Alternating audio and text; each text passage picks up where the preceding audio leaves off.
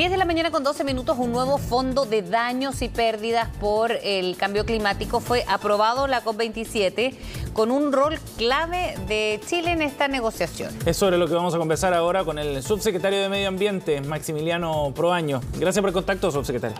Buenos días.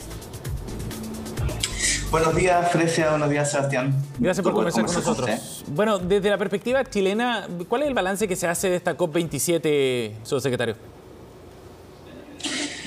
Sí, desde la perspectiva chilena, yo creo que se disocia un poco de la perspectiva y del balance a nivel global que se puede hacer de esta COP. Primero porque la COP27 se desarrolló en un contexto geopolítico muy complejo. Las expectativas, de hecho, previas al desarrollo de la COP eran bajas, ya que Estados Unidos y China, las relaciones en general bastante complejas, Europa complicado con el tema del gas, la guerra de Europa, los precios, la inflación, la recuperación post-pandemia, en fin. Y por lo tanto, las expectativas eran bastante bajas y la verdad es que en términos de lo que como generalmente se han evaluado los resultados de las COP, que es los resultados en cuanto a mitigación, a los compromisos en disminuir las emisiones, esta COP fue bastante discreta, por decirlo de alguna manera. Pero eso también dio una oportunidad para avanzar en grandes temas pendientes que también deben estar en el debate sobre acción climática, como lo es pérdida de daños, como lo es adaptación para los países que no somos los grandes responsables de esta crisis climática, los países en vía de desarrollo, en África, Asia, Latinoamérica. Es muy importante también avanzar en justicia climática, o sea, cómo nos hacemos cargo, cómo se hacen cargo los grandes países emisores de los efectos y de los impactos de la construcción histórica que han hecho a ocasionar esta crisis. ¿Con cuántas expectativas iba Chile? Le pregunto porque ayer conversábamos con Greenpeace, que estuvo ahí también en los últimos días de negociación, y decía que había pocas propuestas respecto a lo que ellos esperaban con un cambio de gobierno en la COP que acaba de terminar, y compromisos por parte de Chile, de hecho. Bueno, Chile de hecho, acaba de ser distinguido en un ranking internacional como el tercer país del mundo más ambicioso en materia de acción climática, luego de Dinamarca y Suecia. Nosotros anunciamos, sin estar obligados a aquello, una actualización en cuanto a nuestras contribuciones nacionalmente determinadas, a nuestro NDC, que son nuestros compromisos, los compromisos que suscribe Chile este año en cuanto a metano, por ejemplo, ya al 2025 disminuir comenzar la disminución de nuestras emisiones de metano. Anunciamos también la creación de 1 millón de hectáreas de áreas protegidas, de nuevas áreas protegidas, con su debida gestión también, con el financiamiento para su necesaria gestión, ya que esa también es una deuda que muchas veces hemos tenido en la materia. Y también internalizamos, incluimos el concepto de transición socioecológica justa en nuestra acción. Nosotros, para los países en vía de desarrollo es muy importante el cómo se llevan a cabo estos procesos también de mitigación, de adaptación y de pérdida de daños, ya que no pueden pagar los costos de este proceso los mismos de siempre. Nosotros entendemos que en nuestro país hay mucho que avanzar en materia de las zonas, ciertas zonas del país donde han recibido históricamente mucha contaminación, donde se concentran actividades muy contaminantes, y por lo mismo decimos y comunicamos al mundo que lo vamos a hacer mediante el proceso de transición socioecológica justa. Subsecretario, desde Greenpeace señalaban y apuntaban directamente a un plan no bien claro en cuanto a la descarbonización, con plazos claros o a corto plazo, valga la redundancia.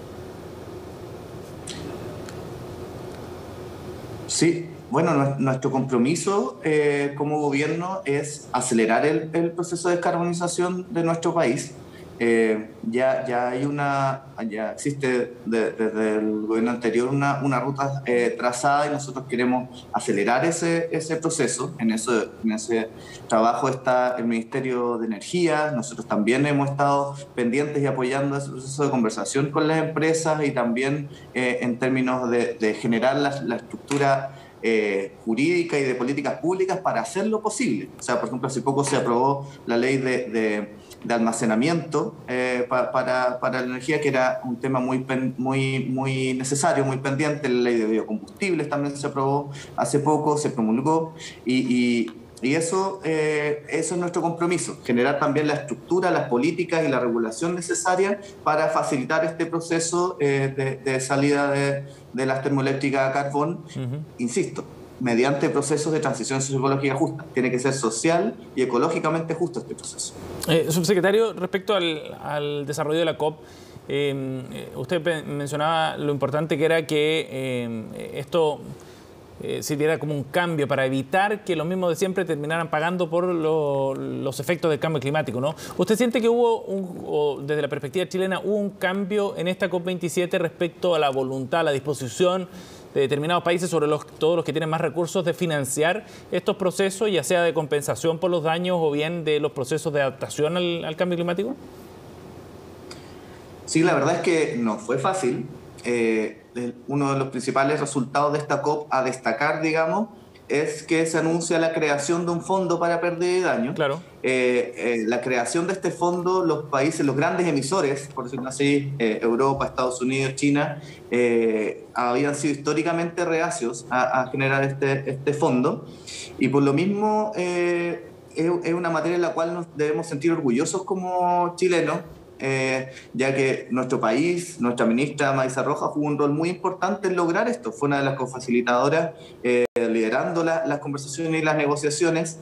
Era una COP que se desarrollaba en África, además, y eso también le da un carácter relevante en cuanto a las expectativas en lograr avanzar en pérdida de daños. Asia y Latinoamérica también alzamos la voz en esta materia, y yo creo que uno de los principales resultados de esta COP, el principal diría, es que se avanza en justicia climática, se avanza en cuanto a lograr financiamiento, porque una cosa es tener el diagnóstico de lo que está sucediendo y otra cosa es, se anuncia que va a existir un fondo para financiar estos procesos, para financiar las pérdidas y daños que ya están sucediendo, que son devastadores en muchos casos. Vimos este año la situación en Pakistán, en el cual 1/3 del país se inundó, y con consecuencias devastadoras, casi 8 millones de desplazados climáticos, en fin. Entonces es algo que está sucediendo ahora, la urgencia es máxima, y por lo mismo estamos contentos que en ese ámbito sí se haya logrado avanzar y que Chile haya jugado un rol importante y de liderazgo en la materia. Y en la misma línea de tener estos fondos por daños o pérdida, ¿va la mitigación o trabajos de prevención de daños ambiental?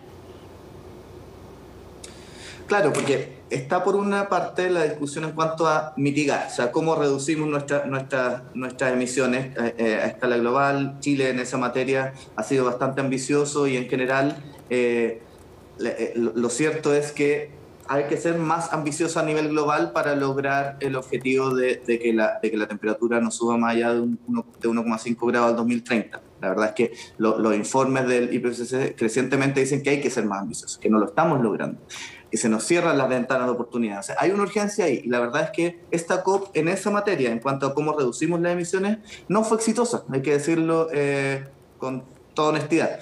Luego viene la adaptación, cómo nos hacemos cargo de los daños que ya sabemos que van a suceder y que están sucediendo en materia climática. O sea, ya no estamos hablando del cambio climático o la crisis climática como algo de si no hacemos nada va a pasar esto en el futuro, sino que ya está pasando. Hay ejemplos a nivel mundial y muchos a nivel nacional en cuanto a los crecientes incendios forestales, en cuanto a la misma sequía, la crisis hídrica enorme que tenemos, las marejadas crecientemente también, las zonas costeras se ven afectadas. Entonces, ¿cómo nos adaptamos con infraestructura? Para eso se necesita financiamiento, y también se ha entendido muchas veces como una patita, digamos, de adaptación, que es pérdida y daño. O sea, los daños que simplemente ya no hay posibilidad ni siquiera de adaptación, ya están sucediendo. Entonces, ¿cómo nos hacemos cargo también de reparar esos daños?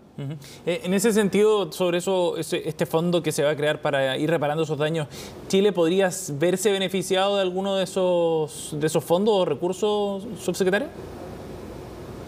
Sin duda, Chile es uno de los países, tiene 7 de las 9 vulnerabilidades de cambio climático, es un país altamente vulnerable y es un país que históricamente, no, bueno, también por nuestro tamaño, pero no contribuye mayormente a producir esta crisis. Sin embargo, es un país que per cápita sí posee per cápita, contaminación, gas de efecto invernadero per cápita bastante alto, hay que decirlo. Pero sí se podría haber beneficiado. Ahora, en cuanto a la estructura de financiamiento y a la gobernanza que va a tener este fondo de pérdida de daño, se discutirá en las próximas COP. Lo que se generó ahora es un comité de transición para la generación de cómo se va a financiar, cuánto va a financiar cada país, y eso es lo que viene en las próximas COP. El gran logro ahora es que se aprobó el fondo de pérdida de daños, que era algo que históricamente habían sido reacios a crear los grandes países emisores. Bien, subsecretario, muchas gracias por hablar con nosotros esta mañana. Muchas gracias, Fred. Gracias, subsecretario. Nos vemos.